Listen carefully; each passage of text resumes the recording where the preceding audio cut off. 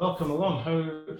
I'm going to start with a question which is quite a flippant question, which used to get bounded around quite a lot, but one that perhaps has brought more gravity with just waves generally at the outside world. How are you doing?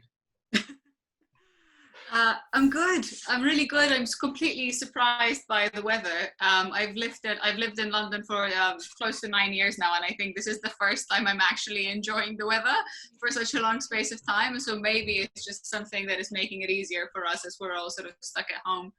Although I don't know how it is in Scotland, but I would say I think at this point Londoners, especially I'm in East London, I think all the hipsters around me are a little bit done with the lockdown. Sort of the parks are indeed overflowing. But yeah, I'm really excited to be here. Startup Grind, what you guys are doing is so important. I've had some opportunity to spend some time with you.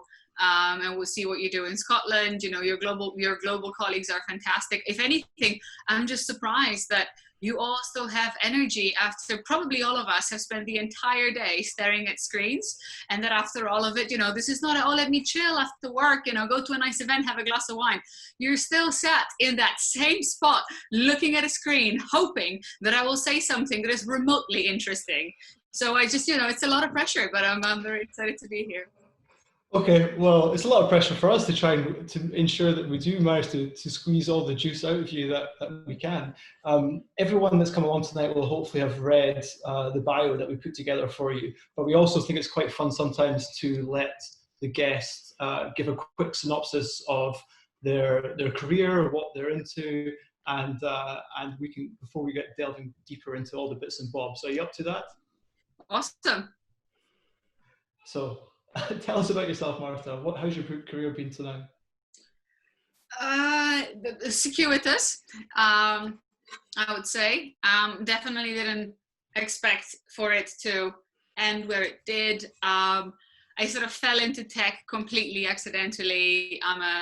I'm from Poland, from Krakow to be more precise. My parents were artists and hippies and couldn't care for business or material possessions. So I grew up listening to jazz and, listening to my parents discuss politics and poetry. So entrepreneurship was not really in the cards that much. And I think it's sort of down to my best friend who, when we were 19, by the way, you will find me to be quite direct. I hope that's okay. I hear Scottish people really like that. So yeah, at 19, he came to my house after his holidays, snowboarding, and he had a massive spliff, and off the back of this decided he wanted to go on a trip around the world and didn't know how to organize one, and have heard of this thing called social media that was back in 2006, and thought that maybe we can build a social media platform. And sort of that was how I fell into tech, helping my mate out to be able to go on the trip around the world. And sort of that took me through that business going well, then going bankrupt. It's really interesting when you get successful, inverted commas, then everybody tells those like glorious stories of, oh, I bankrupted a business. I know what it feels like. At the time, definitely didn't feel great. I broke my heart, moved to New York, started Azimo, moved to London, started Azimo, which is a money transfer platform, which probably was my claim to fame. Spent almost 6 years pouring my heart and soul into this business. Not only professionally was it really, sort of that's where my friends came from. That's how I met my husband. I hired my husband for his qualifications. Sort of got Azimo to 1 million users, which was sort of that big thing in the back of my head. Tried to find myself. I was that white person who went to Asia for 3 months to try and find myself after I worked really hard at Azimo. Not sure if I found myself, found a little bit of peace of mind and some beautiful places in Asia. Came back, promised myself I'll never do startups again. I obviously started another startup. And then sort of Google found me, but I'm not sure if this is the type of synopsis that you expected. I think I'm just telling you, I'm imagining that virtual glass of wine that I probably should not be having right now because this is going to get sloppy, but sort of giving you a bit of my life history there. But yes, I most recently, I head up Google for Startups in the UK, which is a pretty awesome gig because essentially I get to spend Google's money and resources on supporting entrepreneurs. And since I started 1.5 years ago, we've worked almost exclusively with founders across the UK and in Africa and the Middle East that are building tech that really matters, and predominantly are founded by either women or people of color. So that is really cool. Google makes the money, I spend it. Can't argue with that. We're going to go right back to the start of your career journey. Jude, have you got a question? I do. So I'm, Marta, I don't know if you know, but I'm a digital marketer and I spend a lot of my time on social media. So you mentioned there that in 2006, you were starting the travel company, but how did you find building a successful social media company, kind of like pre-Facebook, when social media was really social media? And how was that journey as a kind of accidental startup entrepreneur? Great question. So, I mean, I don't know if I don't know if we knew the word startup. I think we thought we were building a website, and yes, social media. I remember we were using a widget. It was actually a platform called Social Engine. It all looked like Facebook, but obviously it wasn't Facebook. We were trying to figure out how it worked. We were actually one of the first, at least in sort of Central Eastern Europe. We were one of the first Web 2.0 sort of websites. So the whole idea was you're moving away from editorial content and into user-generated content, and that was really interesting. The whole premise was, so I think sort of our benchmarks were Lonely Planet, very early TripAdvisor, Couchsurfing, and I think at this point, I think I had seen Facebook once and couldn't figure out the UI. So it was, the biggest challenge for us was how to get the right, first, find the first critical mass of people who would want to contribute on the platform, so that we have enough content that is SEO optimized and all of that to pull more people off the internet and onto our page. We made all sorts of mistakes. We were 19, we had no idea what we were doing. My best friend sold a plot of land that his grandma gave to him to fund the project. It looked horrendous. It was in all colors of the rainbow. Like, how, the good UI tells you that you should only have one call to action on the page. We had 17. You could do everything. You could read content, add a video, add photos. By the way, we did not understand the concept of like cost of hosting. So we really wanted everybody's content. And then it turned out the videos are really heavy and we're spending all this money on hosting and not getting any revenue. It was successful in that because we were one of the very few and sort of in a niche. And we also figured out a fairly cool guerrilla marketing strategy. We basically had this 3 meter, so that's like 8 foot tall inflatable globe that we would take to big cities. We started from Poland, and we would roll it down the streets and get people to put post-its on the wall saying, hey, where have you been? Where'd you like to go? And now imagine you could like tell the story on the internet and share it with your friends. And like, that was really cool. And then we ended up organizing that trip around the world. And this is the beginning of my whole women in tech story, because it was literally me and a few guys. All the guys went on the trip. I stayed behind managing the business. What the fuck was I thinking? Like, how was that a good deal? And I actually felt pretty special that I can, oh, look how good I am that I can do it all by myself. Anyway, they went on that trip and we bought an Austrian army van that we adjusted to be this truck that the guys drove across Europe and then across Africa, and in all these with this globe, and they would like pull it out in Istanbul or next to the pyramids in Egypt and like take all these pictures and do all this cool content. So they were actually picking up a lot of users along the way. So all of that is really cool. We were successful in that we had a buttload of users that we didn't know what to do with. What we didn't know is that it's going to take us a fair amount of time to build a sales strategy. So the whole idea was we were using AdSense, so selling ads with Google. That was still pretty nascent, and we wanted to get like hotels and restaurants to pay for ads on our platform.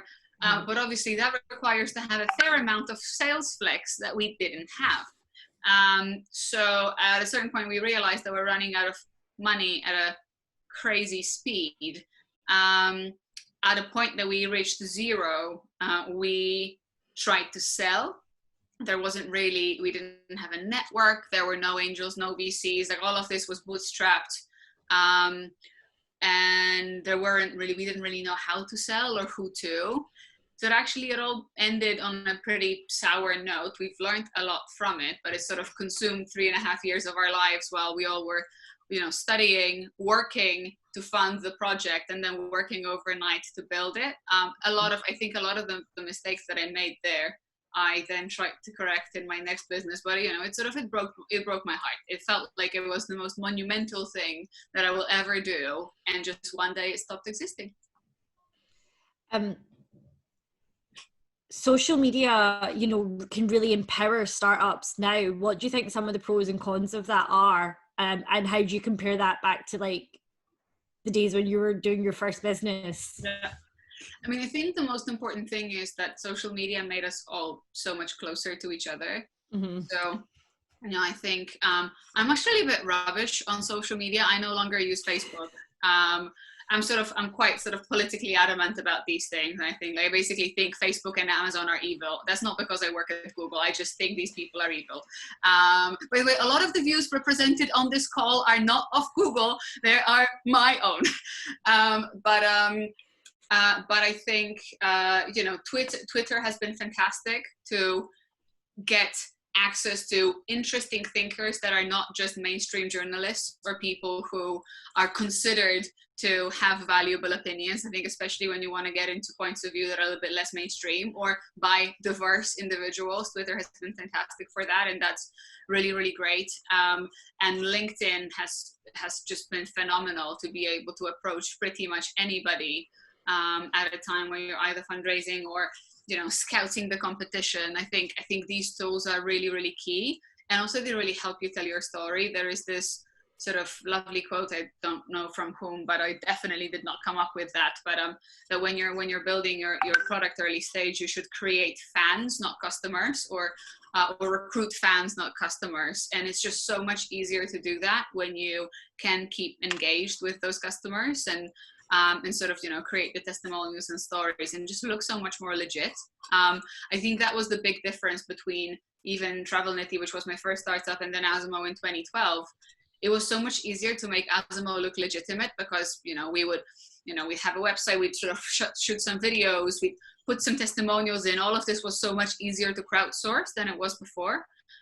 Well, the cons of social media, one of the obvious ones is that it just drains your time. And I think on a more, rather than on a business level, but on a personal level, I'm worried about the effect it has on us as society, the way that we feel about our bodies or about the news and political bubbles in which we exist. And, what does it feel like to be a 16-year-old right now and feel like everybody around you is having this glamorous life, whilst maybe yours isn't the same. So I think I'm less worried for businesses, but I am a little bit for how this affects us as individuals. It's interesting, Marta, our last event was about startup ecosystems. And, in Scotland, we've got it's quite a small ecosystem. And what you mentioned there about building your brand and attracting fans, this is maybe a bit controversial to our community here, but I often feel that in the Scottish ecosystem, brands often overachieve and they look like they're bigger than they are. They get a bit of press coverage, they get a good following, but actually they don't quite have the customers yet. And we celebrate people a little bit too early, whereas perhaps down in London and Silicon Valley, these businesses wouldn't quite get that platform of promotion early on. Yeah. Do you think that's a pro or a con for these guys right now, or is it better to fake it till you make it? Great question. I don't think I have any authority to tell. I'd say there are probably pros and cons for either side of the argument. Is there a bunch of startups out there, or generally businesses out there, or even individuals that are pretending to be somebody that they're not, and becoming successful off the back of thin air? Maybe, probably. I sort of suppose we're now 20 minutes in and somebody needs to mention COVID. Right? I suppose probably the sort of the crisis that is impending off the back of COVID will help maybe iron out or weave out some of these businesses that are not legitimate. Although on the other hand, I guess we could equally argue that there's a bunch of businesses out there that maybe don't have the breadth of knowledge, or maybe the people are not skilled, but maybe there's a certain level of privilege or background that has given them the leg up. And like, I think I quite like the idea that maybe social media or the internet in theory is supposed to allow anybody to make a name for themselves, and you just need to be relevant to your community. And I think, again, it's hard to tell. It'd be interesting to look at the data, but if there are people who, you know, again, we never know what the person's story is. Maybe they didn't have the parents that could give them the support or the education or the friends that would be supportive. Maybe there is somebody who could find an online community that would give them the strength and the courage to do what they want to do. Or maybe social media can actually be good to find people who look and act like you when you don't feel properly represented in the tech community. And that would give you courage to go further. I actually wonder how anybody else on this call feels, but it's not ideal, but I think it's quite nice that anyone can be on the internet and use it for their benefit. I love that. And yeah, if you guys have got questions around that, then do use the Slido app and we can come to you live to ask a question to Marta Suto in person. So we talked there a little bit about getting money and kind of bootstrapping your business. With Azimo, famously, you raised over 700 million for that fintech platform. What did that experience show you about female founders? I know you also had 2 male co-founders, and I'm sure you get this question every single event that you go to, but the big conversation around kind of investment disparity.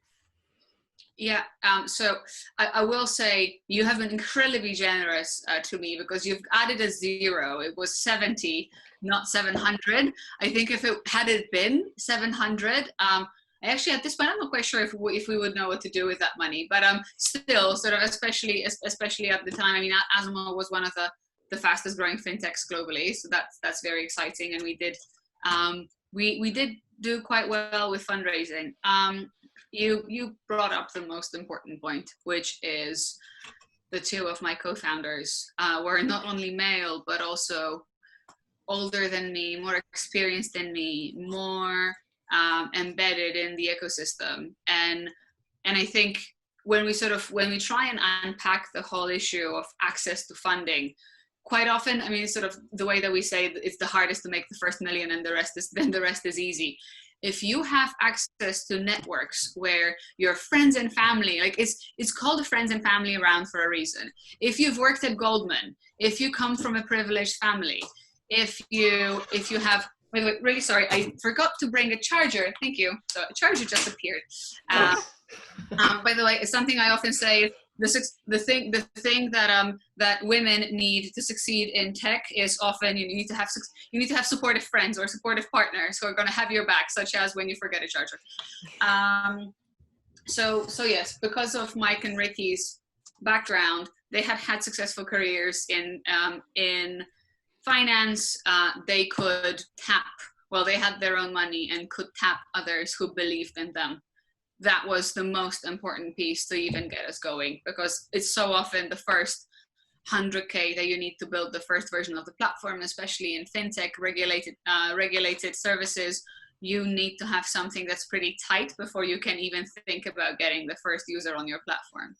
And that's made a huge difference. And I have no doubt that had it not been for Mike and Ricky's background and experience, that story would have looked very, very different. And that's both because at this point, I genuinely don't think I myself knew enough about the fundraising process, but I also don't think I looked credible.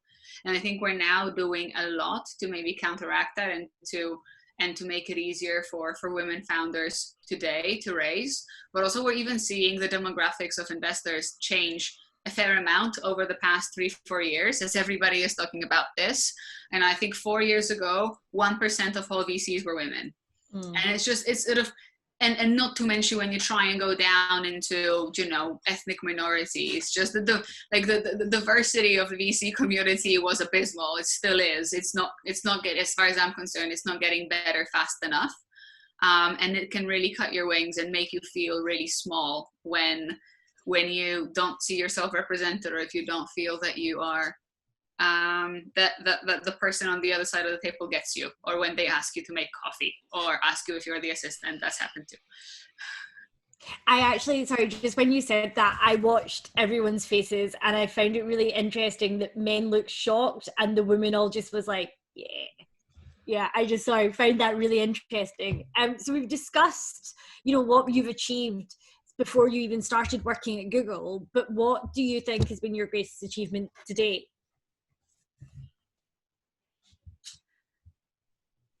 I worry this is going to sound really bad, but honestly, I think my biggest achievement is that I've not become a massive asshole. Like that's maybe for you guys to judge, but I feel like so many people are so self-centered and ego-driven. Like, oh my God, I was on the cover of this, and like all my friends go to this club. I think the most valuable thing that I have is, for some reason, I'm very lucky to have had great access to brilliant people in the tech ecosystem, and people who have been really successful financially and otherwise. And I have all the respect and some great friendships there. But my best friends are, my best friend is a political activist and sex worker. My husband is very politically involved. A lot of people in my life hold values that are quite different to which Michelin star restaurant did you go to, or how much money are you going to raise, in the next round. And I think that kind of just kept me grounded, because the way that in the 80s and 90s, we used to look up to rock stars. Like Mick Jagger was the coolest guy. And then the coolest thing was to be CEO of a startup. And I think that can be quite toxic. It kind of makes you feel like you're bigger than you really are. So yeah. I hope I'm out of that. Like, I think there was a risk of me becoming an asshole, and then I got a bunch of feedback from people that are very dear to my heart. And off the back of this, I think hopefully I will have scaled back. Just so you know, Marta, everyone's in the comments is arguing about who's going to quote you on that. I do encourage people to take screen grabs, and there's going to be a lot of mic drop moments, I think, tonight with Marta. Yeah, I think that's awesome. And I think that when we talk about achievements, we sometimes forget that they don't have to be like how much money you've raised. So I love the honesty there. We've kind of talked a wee bit around this, but what do you think your biggest challenge has been as a female entrepreneur? Yeah, sorry. Now that I've been holding on to the charger, it's time to talk.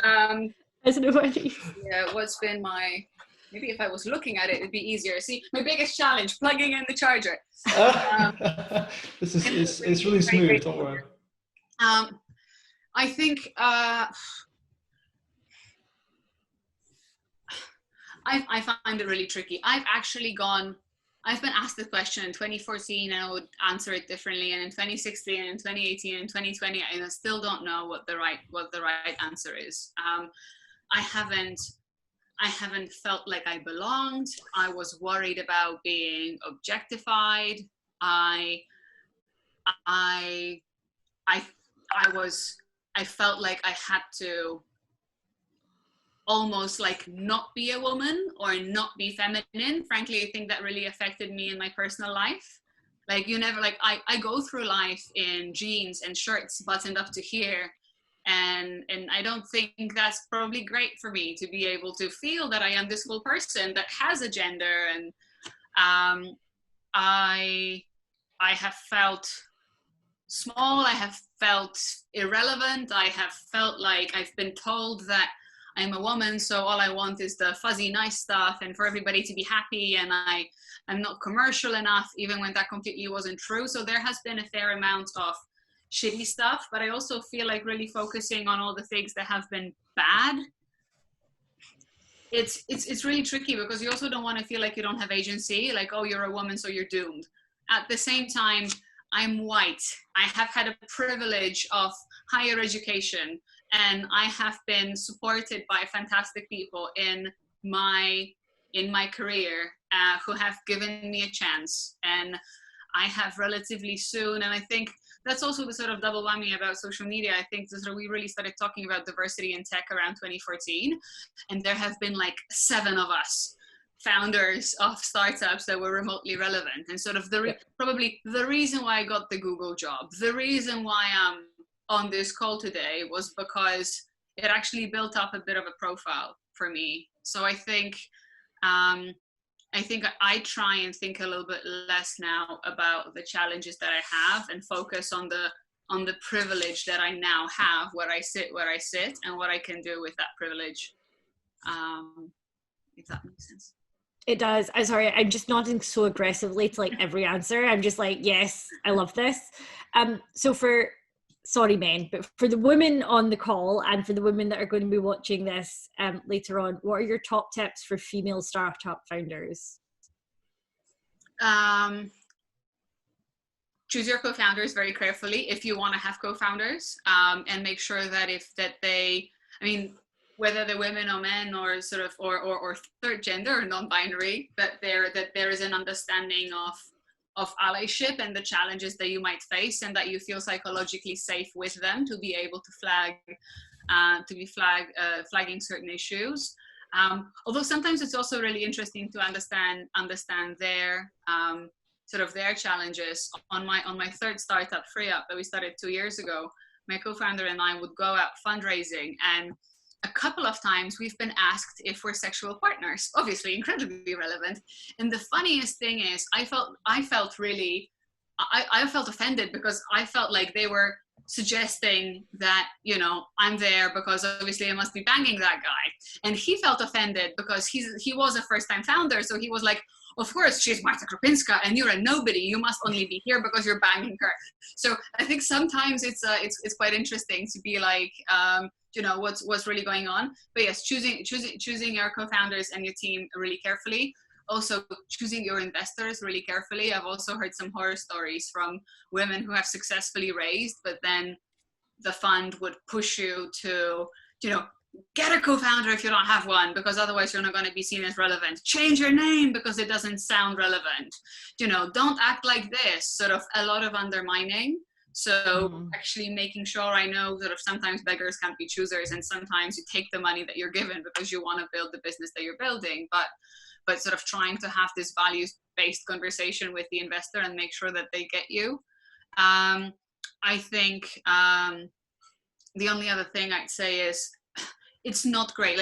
It's not great that certain groups need to work so much harder to get to where they are. And again, I will say this once again, I'm a relatively well-educated, relatively well-spoken white woman in Britain. It's not too bad for me.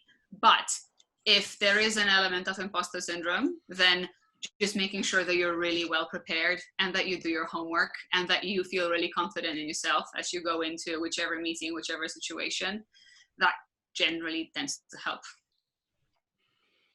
So I want to touch on this because we'll move on to you joining Google in December 2018. And I'd love to hear what the plan is for this global startup incubator, but also how the personal experiences that you've just outlined is kind of helping to shape that agenda. Mm-hmm. So, being completely honest, so yes, I stepped down from Azimo end of 2017, took a few months out. My co-founder is from FreeUp, despite promising myself I'm gonna take a bit of a break from doing startups because it's really bloody tiring.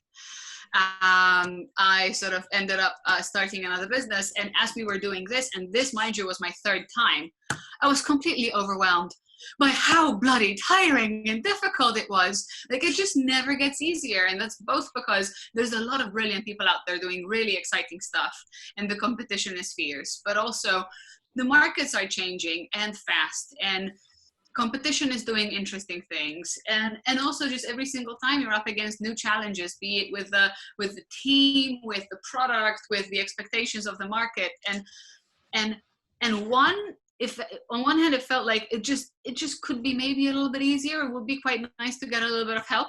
But on the other, I was once again looking around, and I was still one of the very few women, and I could not see any people of color. And this is not just because, you know, I'm at a tiny violin, like everybody wants to be PC these days. I have been really, really privileged to be surrounded with people for whom this is really top of their agenda. My husband is a person of color. Like, it's not, I don't only care because I have people around me that care about this, but it's always been very, very front of mind for me that what I see in the boardrooms, it does not represent, you know, London fields in which I have my beers after work. And it's sort of when Google came about, and I have to say my relationship with Google dates back to 2014, because Google has actually been really helpful to Azimo. And they sort of saw the opportunity in us and how fast we were growing, and they helped us with our growth. So I've sort of experienced how it feels when the big guys, you know, get together with the small guys so that together they can all be successful. Sort of the conversation went something along the lines of, okay, so you want me to come in and lead this startup effort in the UK. Well, what should I do? And what do you think we should do? And what types of startups should I support? Oh, like, how about you tell us? And I was like, great. And that's where I think, you know, the ecosystem, especially in London, and that's also why the sort of the UK piece was really important for me, but especially in London, you know, if you're a 45-year-old white male who stepped down from a big financial institution to build a high frequency trading platform, I think you're probably good. You probably don't need our help. You likely are going to find some support there, which is not to say that you don't deserve more support, but maybe there are other places where we can have a bigger impact. And for what it's worth, I've always felt, and again, that's not just the party line, but I've always felt that Google was of the big tech companies by far the one that was most values aligned with me. And actually, I think the events of the past few months, where I think Google stood for the right things, both in the wake of COVID and now with what's going on in the BLM movement, it's sort of, you know, in a lot of ways, it felt like a privilege, not to sound too corny. It's also been absolutely terrifying. I've only ever worked in startups and for myself, and just the idea of having a boss was completely outrageous to me. I still don't think I'm particularly good at that, but yeah. Well, let's talk about that. What have Google been doing in light of recent events? And you mentioned the kind of big two societal things that we're going through with COVID, and then looking at, you know, inclusion on a higher level. I noticed recently that 175 million to support Black entrepreneurs, but I know that this agenda has been front and center in terms of supporting diverse and marginalized groups for a while. So what's the conversation been internally about why this is so important? Yeah, no, completely. So I think, sort of to your point, it very much feels like this is not opportunistic. I think we need to be really careful, because so many organizations are coming forward right now and virtue signaling, and suddenly there is diversity on every poster and, you know, grand statements. But I think both in terms of how Google showed up in the media and internally on the issue of diversity has been a very important theme for Google. When COVID broke out, that was actually something that I was super impressed with. I never really understood how you can, you know, how do you steer a really big ship, or how do you turn a really big ship? I've been quite good at turning small or sort of small-ish ships, but you know, when COVID broke out, Sundar, the CEO of Google, sent an email to everybody saying, you know, focus on the user. Just drop the stuff that isn't important right now. Really focus on the user. Talk to the user. Figure out what you know, depending on which area of the business you're in, figure out what your user needs the most and focus on that. And we'll worry about the process later. And I think that was just incredibly inspiring, and I was really impressed by that. What that meant for Google for Startups. So Google for Startups is a global organization. I have colleagues in the US, in Spain, in France, in Portugal, in Poland, in Israel, in Korea, Japan, in Nigeria, and in Brazil. And so obviously sort of lots of different flavors of challenges in these different locations, but essentially we all sort of paused what we were doing in 7 of these countries. We have campuses. There is one in London. that my brilliant colleague Anika runs, and we had to shut down all of this and move everything that we do to remote. I will say, I have been, since I started a year and a half ago, I mean, London's really been, and London is a great tech ecosystem, but I always found it quite saturated, one could say, and it always felt more interesting on how we can use London as a hub to support startups from other places, and that was mostly startups from across the UK. So this year we're actually in the process of wrapping up a program for UK-based founders, so everyone but from London. We have one fabulous Edinburgh-based startup called Neatbox,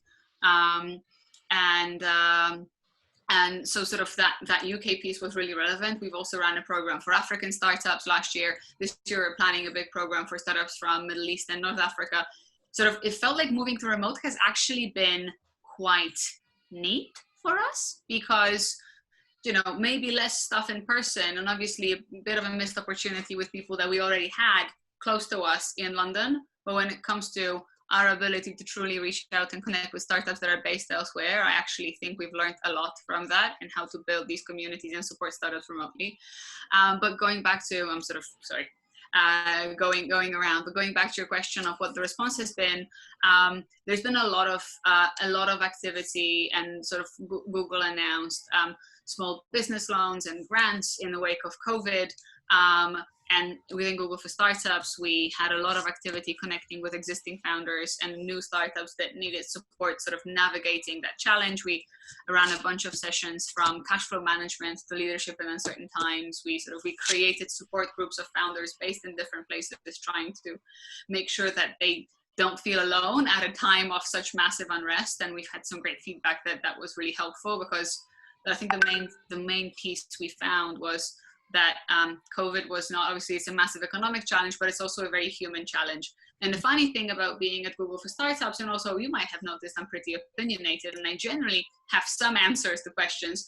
It was just really bizarre, because there was no normal, there was no good answers that we could provide. Like, if anybody asked us what's going on, what should I do? Should I fire? Should I hire? Should I double down on my current strategy? Should I pivot? We had absolutely no idea what was going on.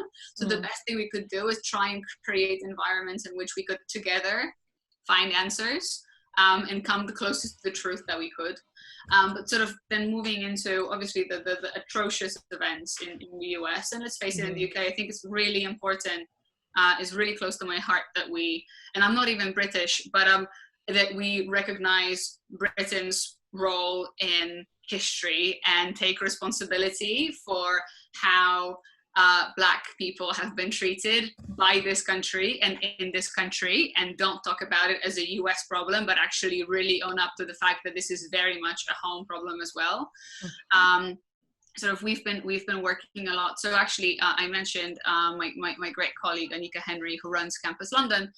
She's now been working for more than a year with we call it the POC tech community. So a number of fantastic organizations that are working with founders of color.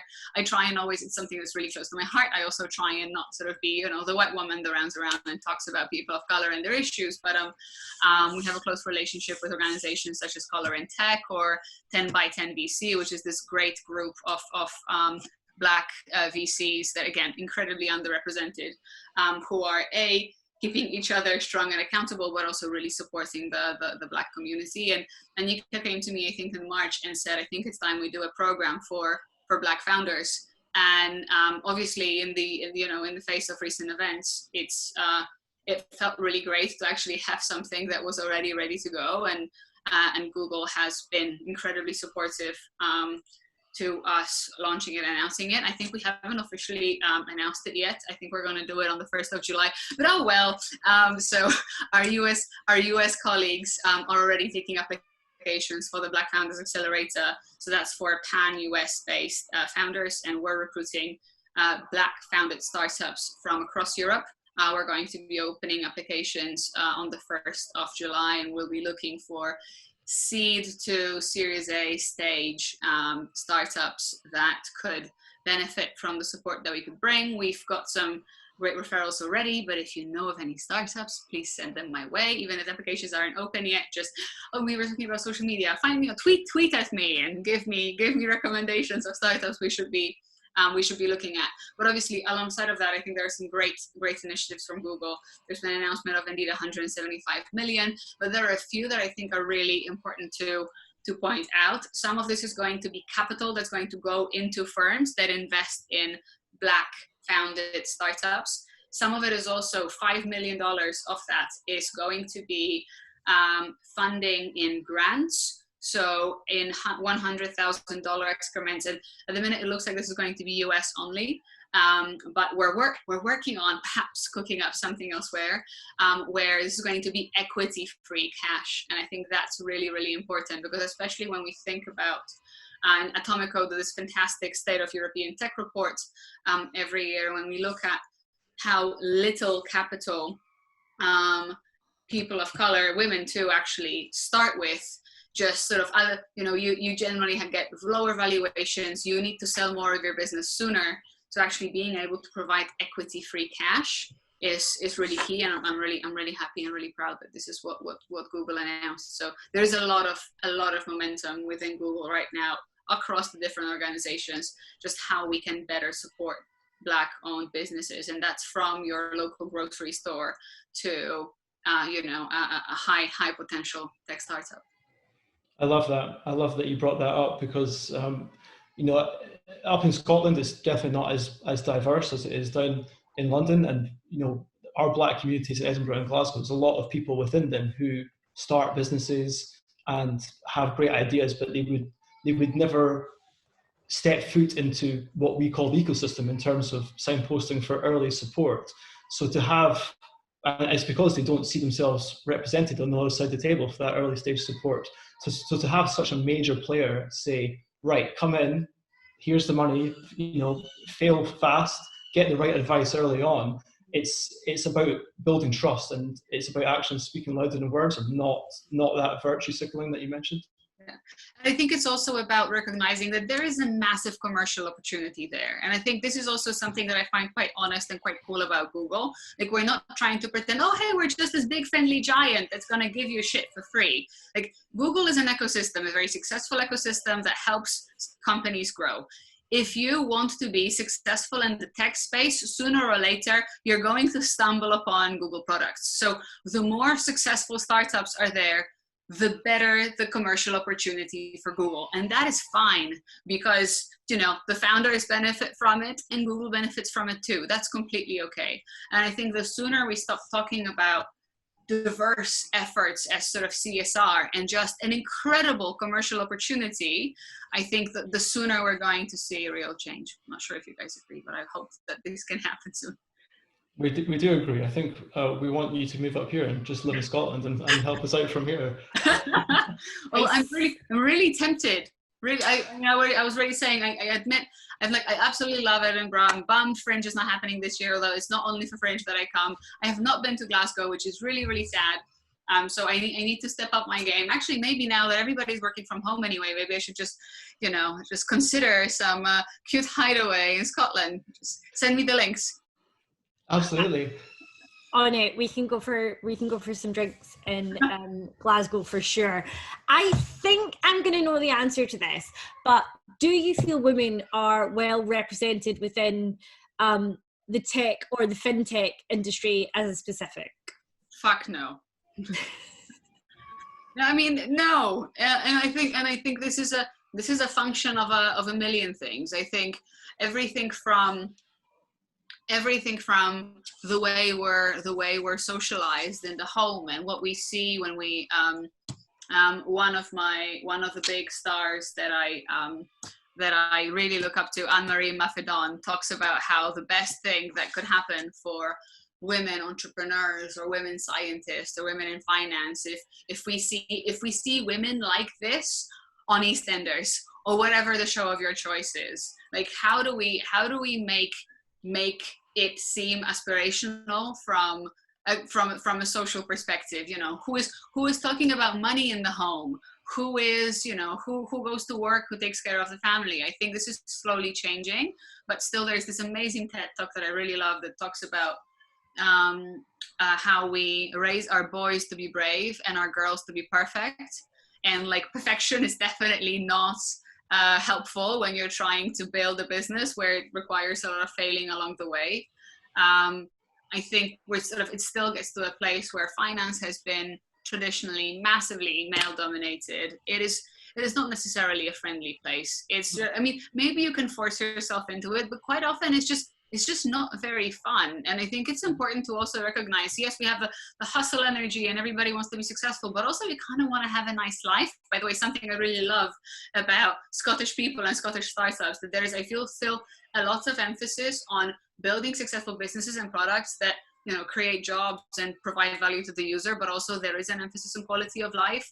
I don't think it's healthy, that whole hustle culture of like, oh, I'm so important, I work 22 hours a day and I don't have time to eat. Like, oh, good for you, you have a shit life. Like, maybe you have a lot of money in the bank, maybe you've created a big opportunity, but I think if we want to make tech a more inclusive space, we also need to make sure that if you want to have a family or if you want to have friends, what an outrageous idea, that you could be successful and have that too.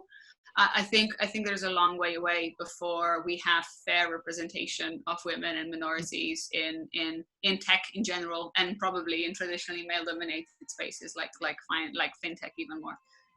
Do you think that? Before we jump in, can I give you a quick anecdote from an investor? Yes. Jude and I and some of the other Startup Grind Scotland team were in Silicon Valley in February, and I was hosting the VC stage, and twice people asked about femtech and the potential for femtech, and both the investors, and this is in separate sessions, thought they were talking about fintech, and there was no representation of the female experience in terms of technology designed by women or designed for women. And I just thought that was mind-boggling that it happened twice. And the second time I called them out on it, and the investor hadn't heard of femtech at all. Oh, it's actually really interesting, because I still, maybe I should know, but I still don't know if I like, some people understand femtech as tech that is built for women by women, and it's a lot of this is about the experience of being a woman or your hormonal cycles or maternity of all of this, or maybe femtech is just tech where women are. Another anecdote that I would sort of somewhat similar to yours, although it just sort of shows the level of education that we still need to all receive. At Google for Startups in the UK, I've now run with my great colleague Mariama Manjal 2 cohorts of startups founded by women. One last year, one this year, and every time we bring in the media, we introduce them to the startups. We really want to make sure that they are seen and heard and become successful and can be the icons that they are for those that want to succeed in tech as well, and see themselves in the businesses that they see on the front pages of the newspaper.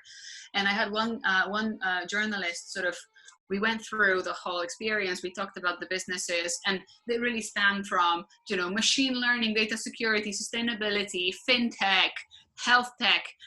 And the comment was, oh my God, that's not what I was expecting. I thought it's going to be women-founded startups. I thought it's going to be a lot of beauty and and I'm like, and that's completely cool. But like, why should women only be interested in startups? That's completely cool. If they're interested in fashion and beauty, that's brilliant. But I think that also brings us back to the stereotyping of, where there is room for women in tech, and where, maybe we should steer clear. Maybe we just don't understand it well enough. I thought you were going to jump in there, Nick. I was like, no, I've got too many questions. I've got too many questions for you to jump in again. I'm taking over. So I'm going off the questions here, but do you think that there's an issue when we talk about like women scientists and women entrepreneurs and like designed for women and tech for women? Do you think that that's putting it in a box? Like, what's your thoughts on that? Yeah. Good question. Another one of my maybe more controversial ones. I think, so I've heard from a bunch of women founders that they don't like talking about women's issues or access, or, they want to feel like they've succeeded on merit rather than on, you're a quota, you're a woman, you're going to be the token woman in the cohort. And I respect that, but I don't really think it's about them.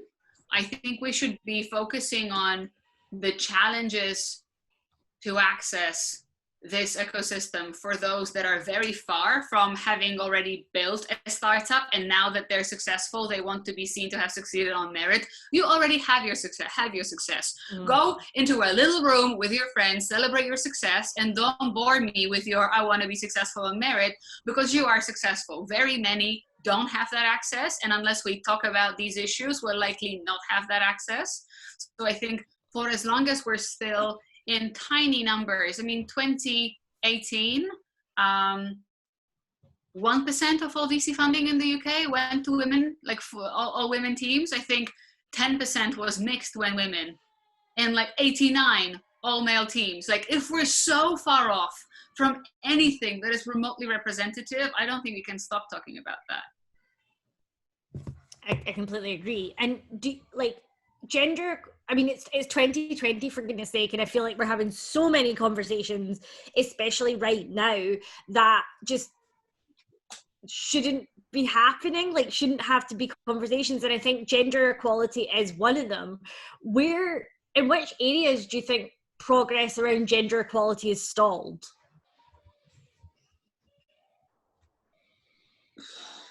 And also, like, where do you think it's improved, you know? Yeah. I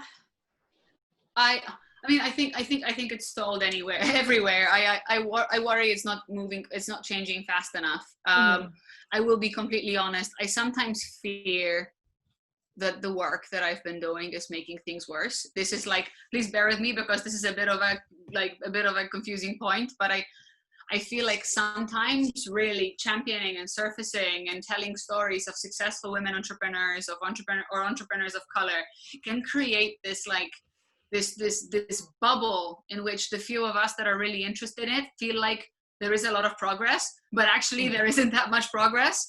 So maybe we need to create a little bit more outrage and a little bit more dissatisfaction with the status quo to push for more resources and more change faster. The places where I have seen some improvement, I mean, yeah, VC industry feels like they've sort of taken it to heart the past 3 years, and I think we went from 1% of VCs being women to, I think, 16.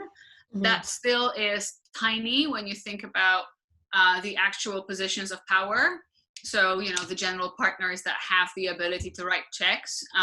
When we try and sort of, again, go into diversity and ethnic diversity, that is still absolutely awful. Gary Stewart, that I massively look up to, mentioned on another Startup Grind event last week that he believes in the US there are literally 7 Black people in the VC space that have the ability and the cash and the right to big checks.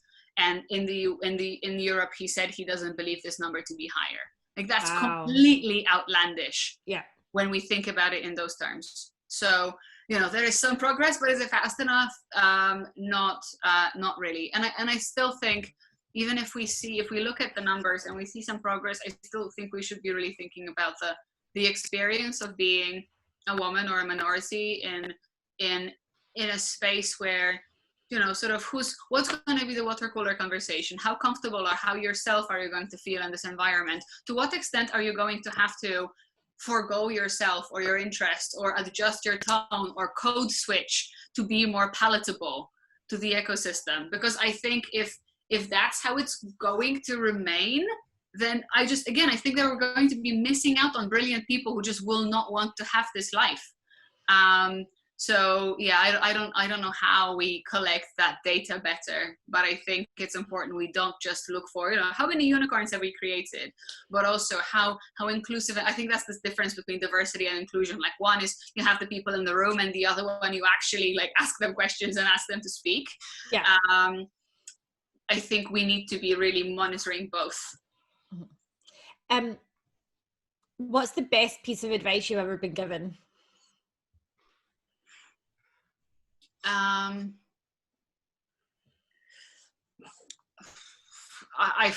feel I should have a really good one for this, but I don't know if I do. A lot of it was, I feel a bit lukewarm about it, but a lot of it was just people telling me that I got this and that it will be fine, and that when I I think a lot of it is related to self-doubt, and especially in the moments where I felt I had absolutely no idea what I was doing, just for somebody to tell me that I got this was really important. Sort of, this should be, I think, maybe my message to everybody. If you don't know if what you're doing is worth it, if you believe it, just you got this and it will be fine one way or another. I think Steve Jobs, not that I'm the biggest fan of the guy, I think his leadership style leaves some things to be desired, but his speech about connecting the dots, like even if today something doesn't make sense, when you look back, it might turn out to be that very thing that has made you and who you are and give you a big opportunity. But I think the only other one that's maybe a little bit more concise than that on advice, that first-class strategy paired with second-class execution is worse than second-class strategy paired with first-class execution. And I think that's something that should be quite, I think, encouraging for especially first-time founders. Even if this isn't the best plan, if you haven't spent 20 years at McKinsey, but you are really airtight with your team on what you're trying to build, and you know what your plan is, and you're going to deliver in anger against that plan, I still think there's a huge opportunity for everyone to deliver.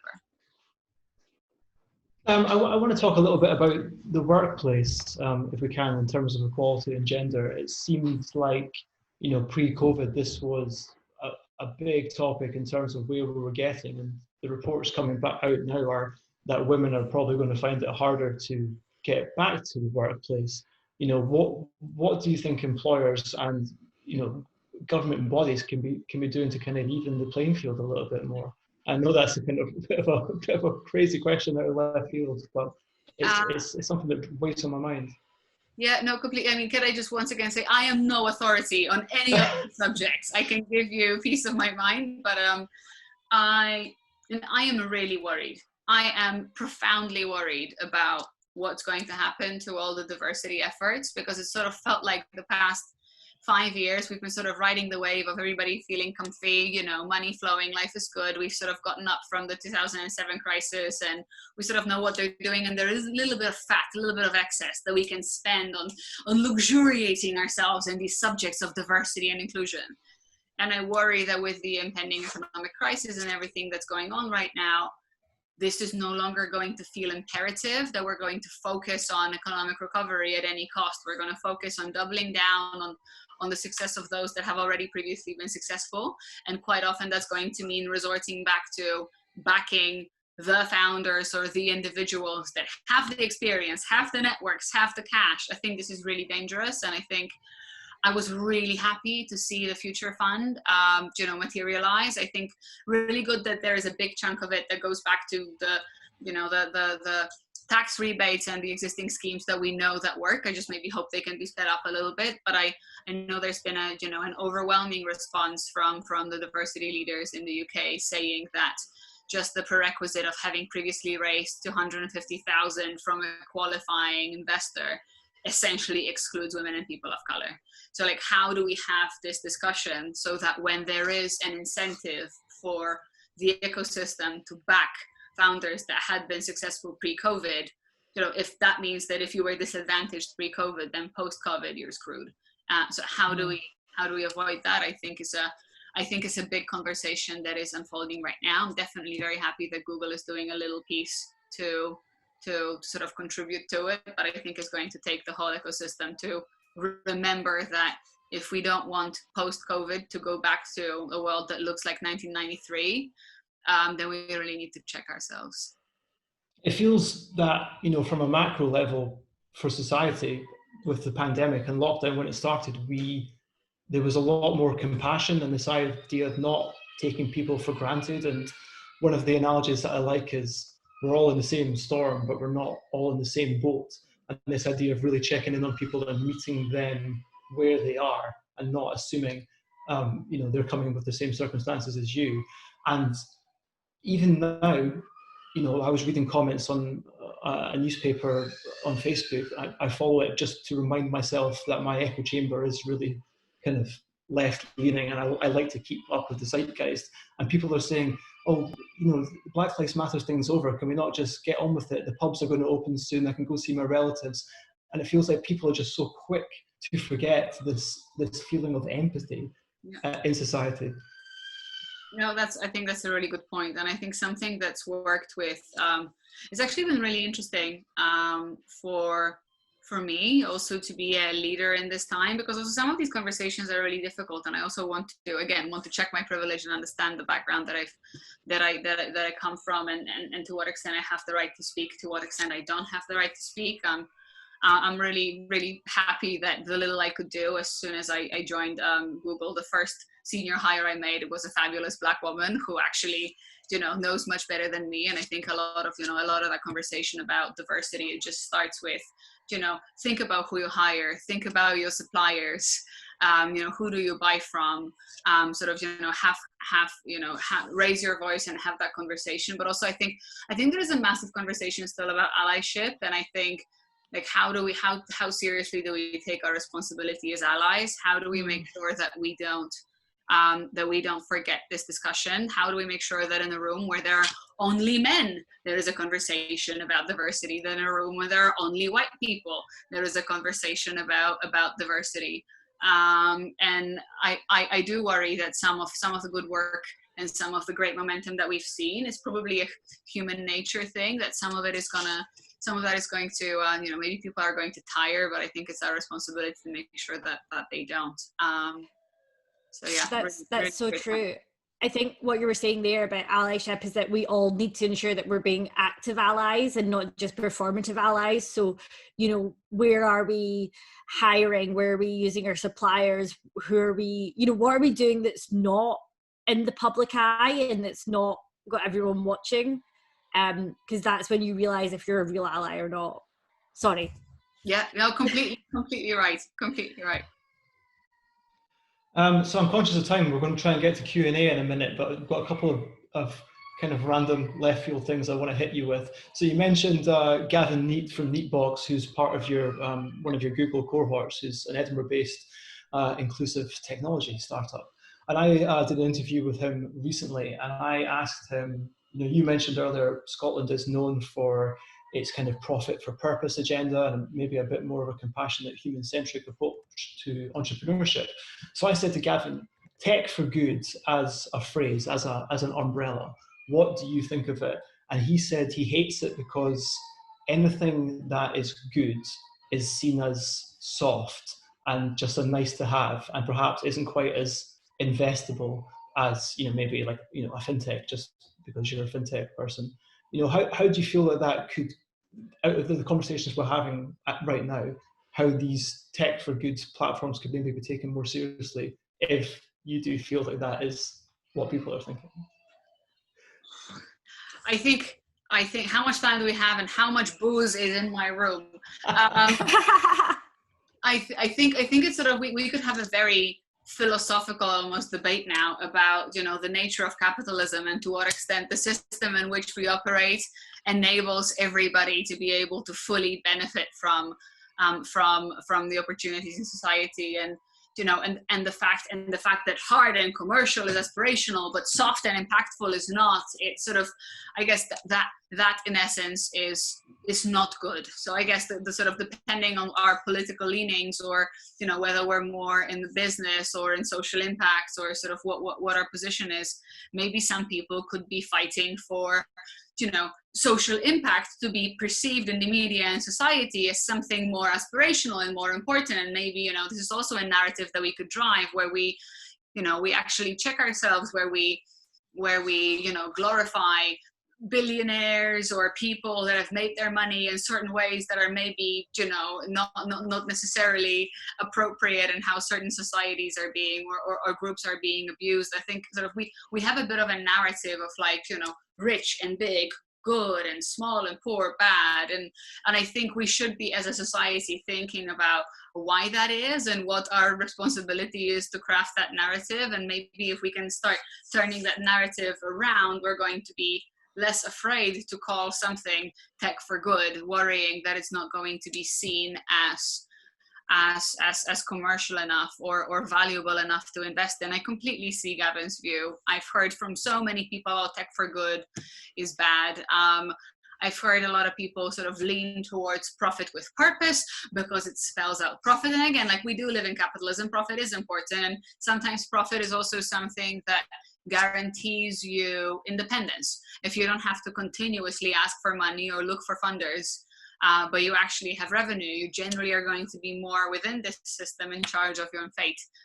So I think we have a lot of work to do to, and I think, you know, as entrepreneurs, as people in the tech space, as citizens, to also hold organizations and corporations in our world accountable, and sort of, you know, voting with our feet and voting with our money. And, you know, if there is a feeling that, you know, that consumers are not going to be buying your products unless you have an important impact agenda, then maybe this is when these things are going to start turning around. I love that. And, you know, I'm a big kind of CSR junkie, and one of our previous speakers said it shouldn't be corporate social responsibility, it should be corporate social relevance. You know, how are you relevant to consumers these days? Yeah. And if it's not driven by a genuine desire to create positive societal change, then your company can get in the bin, and Twitter will let you know about it pretty quickly right now. Yeah, and that's a brilliant point. And actually something that my co-founder Ruben Saxon talks a lot about, which is, you know, what's your social license to operate? Why should society buy into you existing? What would be the reason that you exist that is beyond printing cash? And I think that's really important. I'm gonna throw you with a big question here, but what would you like to see achieved in the next 5 years for yourself, for business, and for society? I mean, seriously, guys, this has been brilliant. You're not going easy on me here. I told you we were going to squeeze you, Marta. Yeah. Sorry. For myself, I want to find. I still have this question of, you know, how many startups do I still have in me? I think I still have some. I want to find. This is going to be so vanilla, but I want to find a way to have space to be myself and be happy and have a family and see my friends and be able to see my mother in Poland from time to time and still be successful. I want to craft a lifestyle in which I can still be successful and use the platform that I've got, but not to have to be killing myself for that success. I still struggle with that a little bit, and I think it's important, but I also think that if I, you know, probably me being, even I look at my team, you know, me being workaholic and logging in at midnight is going to give a terrible example to anybody else. And I know that I really need to like check myself and work on my work-life balance if we truly want this to be a, you know, inclusive community in tech. For business, I will steal the conversation that we've just had, but I think, you know, if this corporate social relevance can really become an important subject, I would really like to take every commercial organization to task of proving why we should, as society or as consumers, allow them to operate. And I think there's already been in the UK, there's already been a bunch of good initiatives, everything from making companies publish the numbers on their pay gap or participation of diverse workforce. I think we could actually be pushing for this to be more prominent. And I guess for society, I feel like I might be stealing it, but and sort of, you know, talk about something that sits at the intersection of business and society. I also feel like society I should probably talk about off the record. Or when we see each other in Scotland with, you know, a gallon of wine, but this is not my typical Tuesday evening. Not really, no.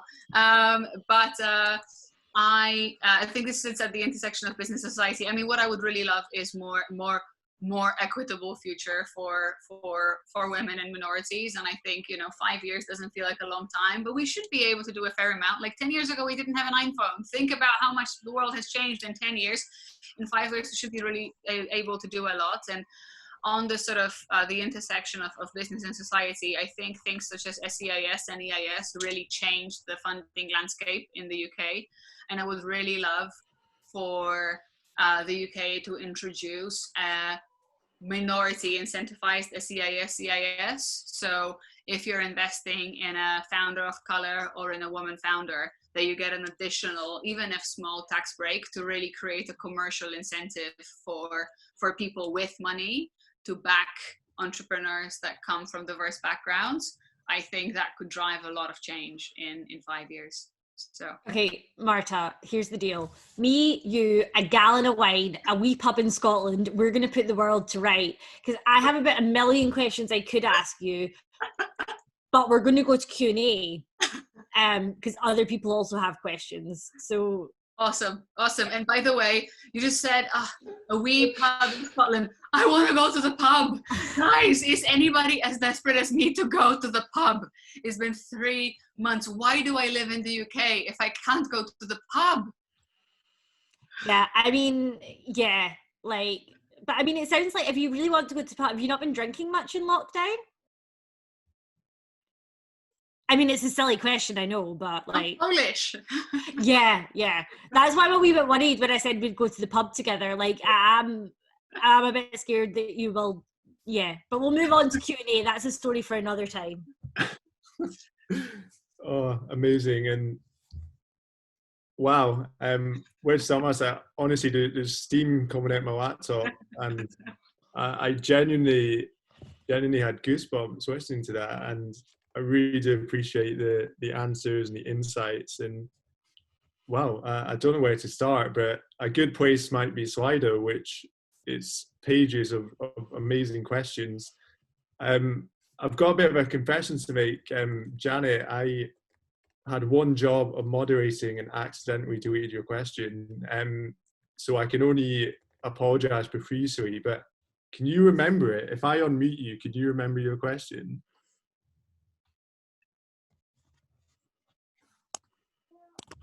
Thank you for that, Declan. I'm happy to trade off being able to ask it live compared to it being on Slido. So thank you. And Marta, I'm just in the corner of my kitchen fangirling away. But nonetheless. Janet, lovely to meet you. I saw you on Twitter. Another reason why Twitter is fabulous. Thank you. My question was around how do we encourage more people to be advocates of people from, or founders from, unrepresented backgrounds.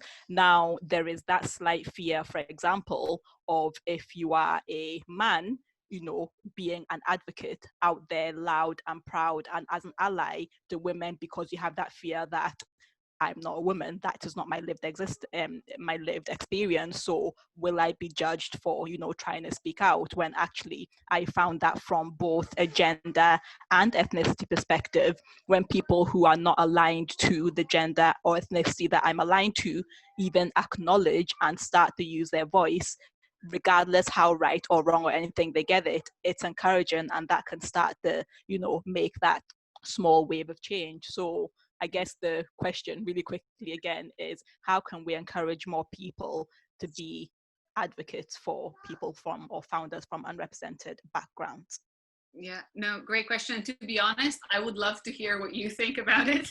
But I think a lot of that comes back to education, and also it's like sometimes it's actually getting people to face the facts. Like, what's the alternative? On one hand, you know, there could be, you know, me being white and Polish, worried about advocating for Black people, or on the other hand, maybe, you know, if I can have any impact. On the other hand, there could be a whole minority group of brilliant, ambitious people that might be missing out on an opportunity because of stupid, antiquated systemic racism and just the laziness of people that don't speak out. So I sort of feel like when you actually compare the two, me being a little embarrassed is sort of irrelevant. So maybe it's just making people aware of what the stakes are. And I think now is a really good time. It's been fascinating. A lot of my brilliant colleagues at Google, my equivalent in Japan, who's a very accomplished investor and startup founder, was sharing about how he has a conversation with his team in Japan of all Japanese people about the Black Lives Matter movement. And he was deeply embarrassed. He's like, he happens to be American, although he's lived in Japan for like 30 years.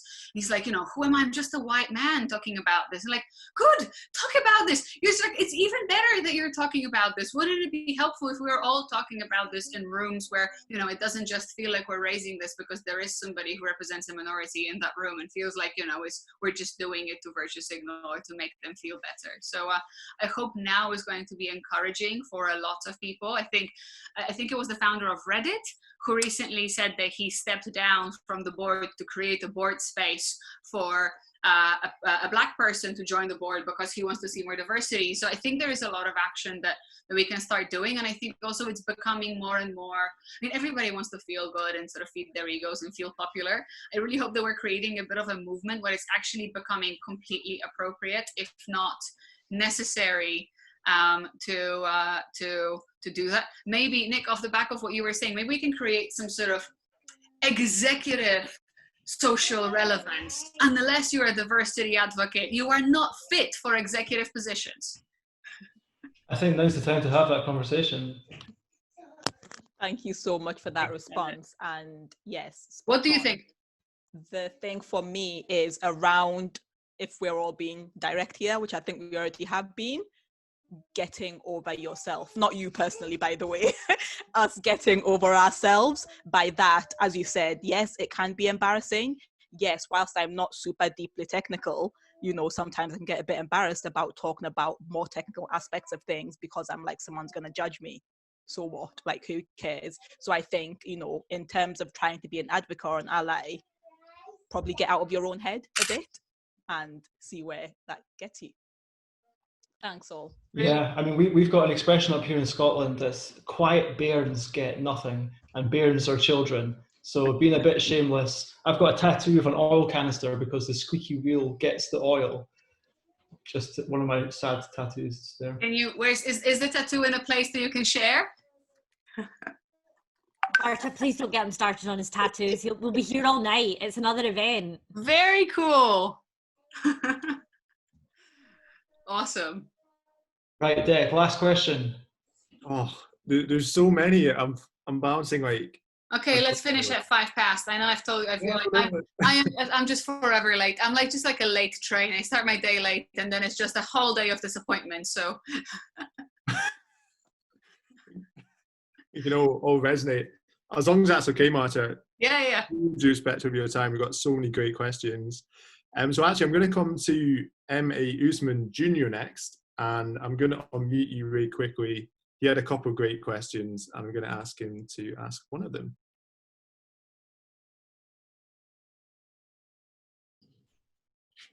Sure. Marta, I want to thank you and thank everybody for this great event. It's always good to hear from you. And I had a question regarding startups, and I want to know what notes can you share with us about the sustainability and long term? Because I think one of the key things about startups is that we don't find the elements or the factors that can lead us to sustain the business for quite the successful range of progress. Mm-hmm. What tips and what notes can you share with us that we should consider? Thanks for that question. And is the question about sort of commercial viability or sustainability over a longer period of time, or sustainability? Yeah. All right. Awesome. So that's the thing that I learned on my first business, to really get your KPIs right. So I think something that we've done at Azimo really well, and I've seen other even more successful startups do really well, is really thinking about when you're sort of considering your business model. And this is more relevant for B2C than B2B, although that sort of similar notes can be compared, is the ratio of your cost per acquisition of a customer to the lifetime value that you're going to get out of that customer. I think a lot of people are very focused on what we call an RPT, or net revenue per transaction. So you think about, imagine you're in a retail business and, Janet buys a t-shirt and you make £2 out of it. And you could be quite short-termist thinking about, how much money is it going to cost you to get Janet to buy the t-shirt and how much money you made in that single transaction. But acquiring customers is very often much more expensive than keeping customers happy or even more so using them as advocates for your business. So how can you make sure that once you acquire a customer, you keep them and happy for a long period of time? And how can you continue increasing the value that you're getting out of that customer over a longer period of time? And sort of that ratio of, yes, sort of, and actually this is a very interesting when raising money in both, whether it's sort of loans or investments, just being able to say that I predict that from every customer that I acquire over a period of, depending on the industry, 2 to 5 years time, I will be able to make this amount of money because of cross-selling or whatever else I'd be able to offer to this customer. And I think that's generally been really, really helpful, because that immediately pushes you to think in that perspective of whatever you think that lifetime period is, 2 years, 3 years, 5 years. And also makes you straight away think about the tactics that you can employ to keep that customer and happy, and then maybe be able to, you know, get them to bring other customers on board. I'm not sure if that exactly answers your question, but if that's helpful, tell me. If it's not, then I'll come up with something else. Awesome. got the thumbs up indeed. And I'm wondering, time for one more, Marta? No, we're going to, well, Marta gives that a thumbs up. Okay. Right, go for it. Just one really quick one, if that's okay, and we'll come quickly over to Emma, actually, who had a really good question. Let's get it on mute. Hello. Hi, Emma. Hey, how are you?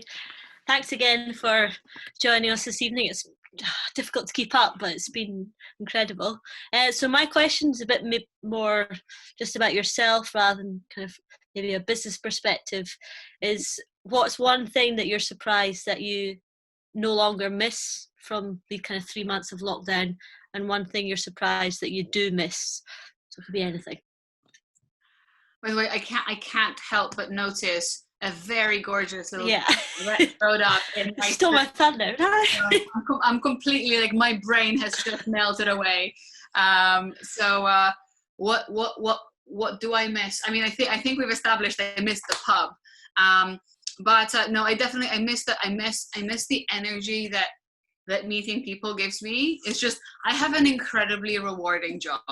I maybe know a thing or two, but I'm mostly incredibly lucky to have the privilege of working with people who are so brave that every day they get up and build the new thing, and that they care for my advice, and that I can make a little bit of a contribution, especially when, let's face it, the world is a bit of a shit place right now. Like everywhere you look, something's going completely wrong. So to be able not only to still have a job and be able to take care of my family, but also to actively do something during that crisis has been unbelievably rewarding. But I miss that human element. And, like, don't get me wrong, this is lovely, but if we were sat in a wee pub in Scotland with a gallon of wine, wouldn't it be nicer?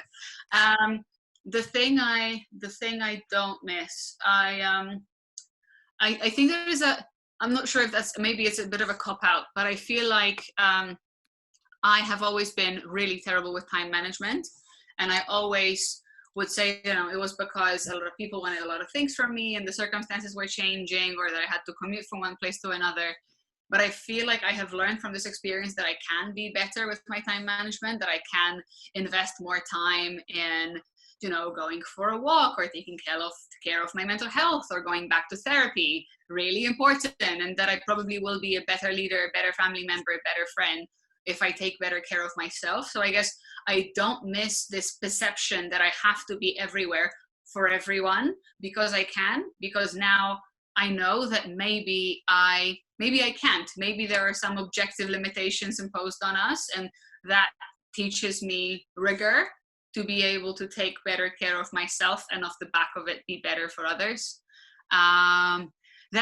That sounded really, you know, like sort of 1998, and there's like a wallpaper of like a fuzzy landscape, and in Comic Sans a really bad quote up top. Like, I think that's what it sounded like. So please forgive me. This is not a classy way to finish this lovely evening with you, but that's all I've got. Thank you very much. That's great. Well, I think in interest of self-care and looking after ourselves, we should let you go away, because you've just been grilled by a bunch of Scottish people for quite intensely for a while. So what I'm going to do now, if I can encourage everyone to pop your cameras on, we'll have a quick group photo and boomerang, and we'll let Marta go away. So give you guys a second to pop that on. and we'll just do a little wave and a salute to grab a glass or anything you have here. We can raise a toast to Marta Krupinska for a lovely evening. Thank you. It's We been got it? an absolute pleasure. You have been wonderful. Thank you. Lovely. So Marta, you are free to go. Thank you so much for your time. Thank you so much, Marta. And I'm holding you to this pub thing, by the way. Like, I'm not letting go of it. I'm coming. I'm coming. Good. I'm glad. So Marta, should we say same time next week? If it's in the pub, I might come. Okay. Lovely. Speak We'll to hold you that. Nicola. All right. Awesome. Thank you so much. I really appreciate it. Thank you so much, Marta. See you again. Thank you. Bye. Bye.